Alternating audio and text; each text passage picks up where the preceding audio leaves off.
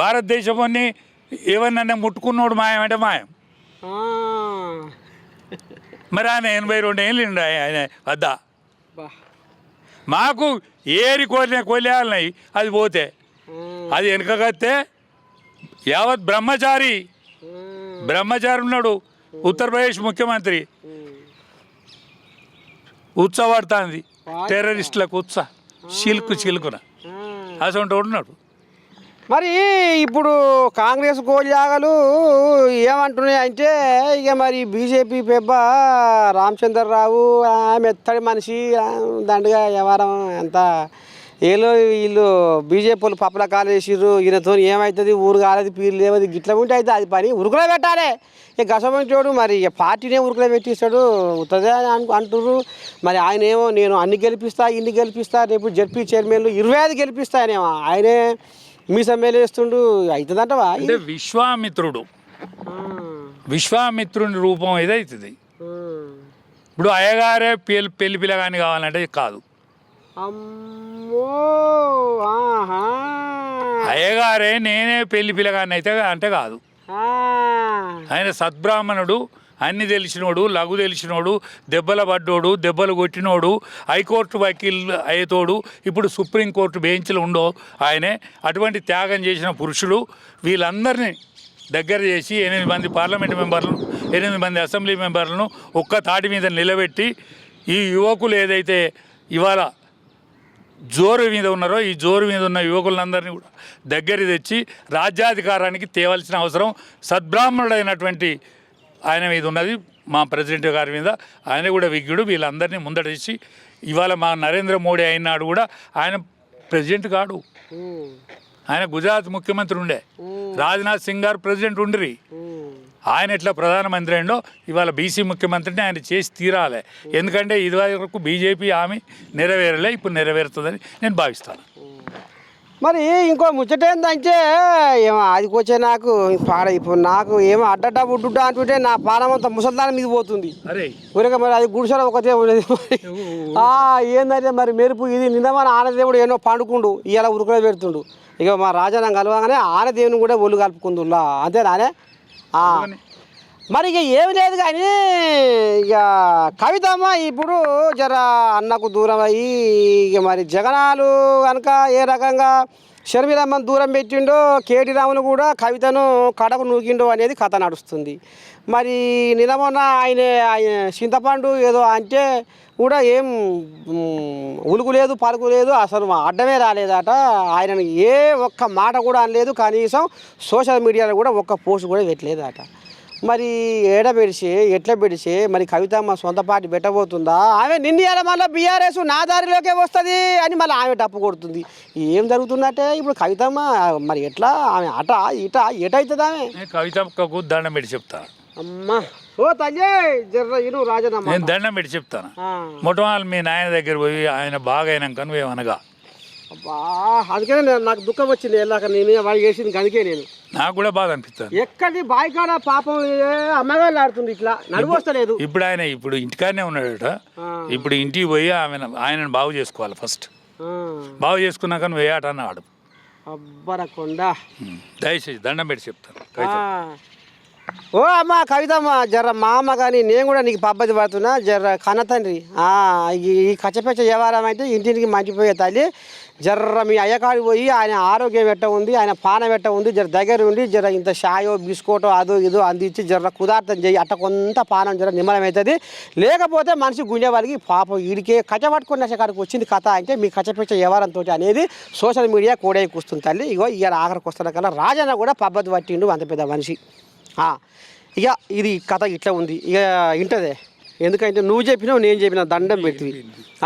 ఇక మరి ఇప్పుడు ఆఖరికి వస్తార కల్లా ఏంది మరి ఇప్పుడు రాజన్న పరిస్థితి ఏంది బీజేపీ పార్టీలో? మరి మాటలేమో ఈ రకంగా కంచుకోవడంలో మాటలు ఉన్నాయి, అనుభవం ఉంది, జ్ఞానం ఉంది, లోకజ్ఞానం ఉంది, మోతం మోగిస్తున్నావు. ఏంది మరి ఇప్పుడు బీజేపీలో రాజన్న పరిస్థితి ఏంది? నాకేం లేకునే కాదు బీజేపీ కండువా కప్పుకొని చచ్చిపోతే చాలు. నేను బతికుండంగా బీజేపీ ముఖ్యమంత్రిని చేస్తే చాలు, చూస్తే చాలు. ఓ అంతే. అమ్మా, చెదిరిన మేఘమే మనిషి జీవితము, చేసిన త్యాగమే ఇలలో శాశ్వతము. వచ్చినాడు మనం తెచ్చేదేముంది, పోయినాడు మనం కట్టకపోయేదేముంది. ఉన్నన్నాళ్ళు భూమి మీద బతికిన నాలుగులే చాలరా దేవుడు. ఏ పదవులు వద్దు, డబ్బులు పరక ఏది మిద్దెలు మేడ ఏం ఆశపడదు. ఏమద్దు. అమ్మ అయితే బాగానే సంపాదించినట్టు నువ్వు రాజా. నాకేం భయం లేదు, రూపాయి ఉండదు కన్నా ప్రయాణం ఆగది, రూపాయి ఉండదు ప్రయాణం ఆగది. పక్ష మీద జిమ్మా లేదంటే ఇయ్యాల లేపట్ల అరకసేత బట్టి అరసేతి గీతలు అరిగిపోతున్నాయి పేదోళ్లకు. మంది కొంపలు ముంచి అక్రమ ఆస్తులు పెరిగిపోతున్నాయి లీడర్లకు. ఇదంతా ఈ మీ తాత రాసిన పాట ఇది. మరి గట తయారవుతుంటే గా రకంగా కథ పోతుంటే రాజన్న ఏంది, నాకు తూటు పశ వద్దు, నాకు ఏ మిద్దె వద్దు, బంగులు వద్దు, ఏమొద్దు, పదొద్దు, పరకొద్దు అంటున్నావు. అంటే మరి బాగా సంపాదించిన పైక ఉందా ఏంది తాత నాటిది? 800 కోట్ల రూపాయలు నన్ను చైర్మన్ చేసిన దాంట్లో స్కామ్ అయింది. ధైర్యం ఉంటే, దమ్ముంటే, గుండెకాయ మీద దమ్ముంటే వీడు రూపాయి తినడని చెప్పాను కేసీఆర్. అమ్మా, ఏ ఆఫీసర్ని చెప్తాడని చెప్పాను నా మీద. ఒక్క నేరం తీసి చూపెట్టు. అప్పుడు ఈ సంఘాల కోరియాగలు డాక్టర్లు మిరాకత అయ్యి లోపటంగా కథ నడిచింది అనేది చెక్కులు ఇవ్వాలనే మా గొల్లోలకు, మాట తప్పని వాళ్ళే మా కులము. అరే సచ్చినట్టు నన్ను పారేసేటట్టు చూడే, నీ దండం పెడతాను. నాకు చైర్మన్ వద్దంటే చైర్మన్ మీద గట్టి నా భుజం మీద తుపాకి పెట్టి వాళ్ళని కాల్చి పారేచ్చండి. అబ్బరకొండ రామచంద్ర. అయితే కథ ఇలా మంచిగానే జరిగింది. 800 కోట్లు నాశనం అయిపోయినాయి. అబ్బబ్బబ్బబ్బబ్బబ్బ. మరి ఎర్రగోల్లో సొమ్ము తింటాను, ఎర్రగోల్లోడు ఏడ్చుకుంటా పోతాడు, ఎలువాయన ఓడిపోతాడని నేను ఏడ్చుకుంటా పోయిన పార్టీల నుంచి. అరే ఒక్క పార్లమెంట్ సీటు గెలుస్తలేవు కేసీఆర్ అని చెప్పిన, గెలిచిండా? శాపన తలిగింది. శాపన తలుగుడు కాదు, నేను తప్ప ఏ పార్టీ వాడు చెప్పలే ఆనాడు. నేనే దూరం అయితే, నేనే దొర కడుపులో పుడితే ఆనాడే రాజిరెడ్డి చెప్పిండు బ్యాంక్ ఒక్క సీటు రాదని చెప్పిండు, రాలేదు అందరూ. నువ్వు ఓడిపోతానని చెప్పిండు వాడు ఒక్కడే బ్యాంక్ వాడు మొనగాడు అందరూ. నేను గొల్లోని కడుపులో పుట్టుడే కదా లెక్కవు రాంది. చూసినారులా ఎర్రగొల్ల సాపర తలిగింది అనేది కూడా తెర మీద తీసుకొస్తుండు రాజన్న మొత్తానికి. ఆయనే చెప్పేది నాకు.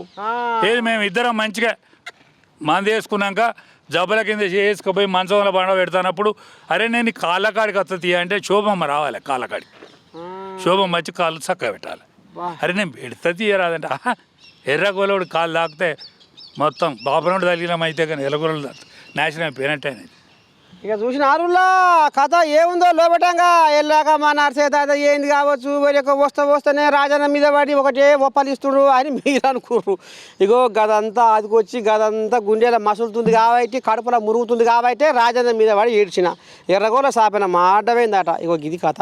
ఇక మరి రాజన్న ఇక కరువు కాలం అంతా వెళ్ళబోసినావు, ఇక అర్థమైపోయింది నీ గురించి. ఇప్పుడు మా అందరికీ, ఇప్పుడు సబ్బండ వర్గాలకు, తెలంగాణ జనాలకు కాదు, ఏపీ జనాలకు కాదు, భారతదేశం జనాలకు కూడా అర్థమైపోయింది. ఏంది రాజన్న చూడు ఎంత నీతిగల మాటలు మాట్లాడుతుండు. అసలు జరిగిన ముచ్చటేంది, జరగబోతున్న కథ ఏంది, ఆనాడు కేసీరావయ్య ఆయనని ఏ రకంగా ఇవాళ కాళ్ళ కింద కమ్మిండు అనేది కూడా ఇవాళ తెర బయటకు వచ్చింది. 800 కోట్ల స్కాములో ఇక మరి రాజన్న భుజం మీద తుపాకి పెట్టి అక్కడ కాల్చిండంటే ఇక ఇంతకంటే ఇంకేం కావాలనేది కూడా ఇక మరి అంతేనానే. ఇక సరే, ఆయనతో పాటు జైలు పోయినా 5 జైలు పోతే నేను ఒక అందులో ఆయన లుంగి కట్టించింది నేను, ఆయన బొక్కలు కనిపించేటట్టు అంగి తొడిగించి నేను, గడ్డ పెంచుకొని చూపెట్టింది నేను చెప్పిందని తిన్నాడు ఆయన. ఒక నిరాహార దీక్షల గ్లూకోజును మంచి అది నిమ్మకాయ కలుపుతారంటే తాగనన్నాడు. ఏ మాట కామాటే చెప్పాలి, ఏ మాట కామాటే చెప్పాలి. ఏం కట్టకపోతాం, ఏమవుతుంది మనం బడి.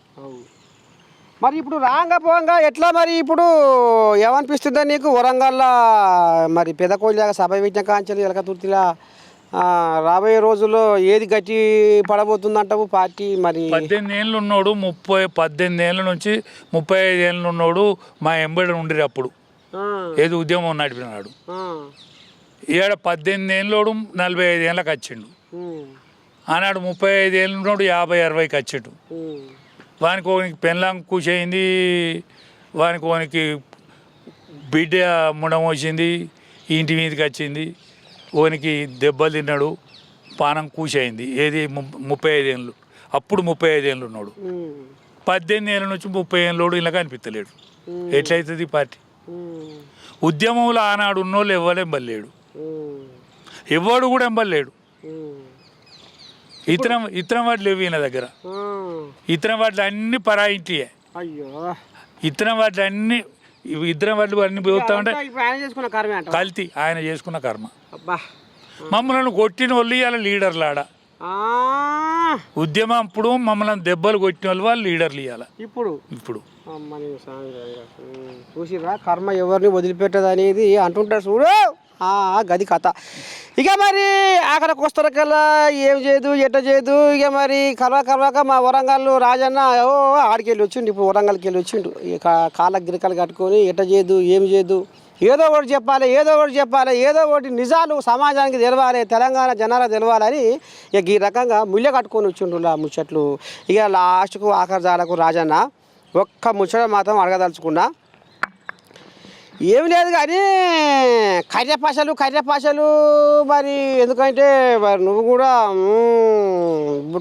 అది పెద్ద మనిషి బీజేపీ పెద్ద కోళ్ళ కరువు కాలం ఎలా చూసింది కదా. కర్రెపాషలు ఒక్కొక్కరి అకౌంట్లల్లో 15 లక్షలు వేస్తాం 15 లక్షలు వేస్తాం అని పదం వాడి ఇంతవరకు ఏది లేదు ఎక్కడ లేదు, దిక్కు దిమా లేదు. 2 కోట్ల ఉద్యోగాలు అంటిది ఏడాదికి, అది లేదు ఇది లేదు, పక్కేసి పండబెట్టిరు. మరి ఏందన్నట్టే ఇది పద్ధతి. ఇప్పుడు నిరుద్యోగులను ఎవడు ఉద్ధరించాడే? ముందడబడి పార్టీలను ఓడియాల్సిందే. ఓడిచ్చే బలం వీళ్ళకు ఉంటుంది, ఓడిచ్చే దమ్ము ధైర్యం వీళ్ళకు ఉంటుంది. అంతే తప్ప దానికోసం వెరవద్దు, భయపడద్దు, భయపడాల్సిన అక్కర్లేదు. అర్జునా ఇక ఆన సురువైంది, మోపైంది.